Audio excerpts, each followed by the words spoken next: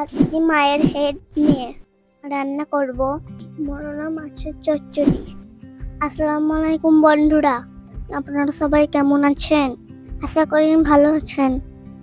চলুন শুরু করে দিন রান্না। প্রথমে চুলাটা জ্বালিয়ে নিলাম, আবার হাঁড়িটা গরম করতে দিলাম, আবার দিয়ে দিয়েছি মোরলা মাছ, পেঁয়াজ কুচি, কাঁচা লঙ্কা কুচি, নুন, হলুদ ও সরষের তেল। এবার হালকা নাড়াচাড়া করে দিয়ে দিচ্ছি জল দিয়ে আবার নাড়াচাড়া করে নিলাম।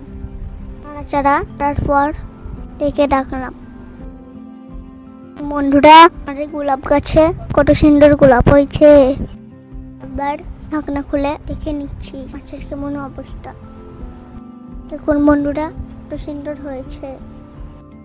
দেখুন বন্ধুরা, সুন্দর দেখতে লাগছে। আর একটু হলে রেডি হয়ে যাবে মোরলা মাছ। আজকে খুব হাওয়া দিচ্ছে, তাই জন্য চুলাটা বারবার নেমে যাচ্ছে। ফুলগুলো কেমন নাড়াচাড়া করছে, কত সুন্দর লাগছে না? আবার চলে এলাম রান্নার কাছে, দেখিনি কেমন হয়েছে। দেখুন বন্ধুরা, মোরলা মাছের চচ্চড়ি হয়ে গেছে। নামিয়ে নিলাম মোরলা মাছের চচ্চড়ি। গরম ভাতের সাথে জাস্ট জমে যাবে। সেদিকে কেমন হয়েছে? দারুণ হয়েছে, মুখে লেগে থাকার মতন স্বাদ। অবশ্যই আমার মতো বাড়িতে ট্রাই করবেন একবার, গরম ভাতের সাথে দারুণ লাগবে। আরো দেখা হবে নতুন একটা ভিডিও নিয়ে। আপনারা সবাই ভালো থাকবেন। Tata, bye bye.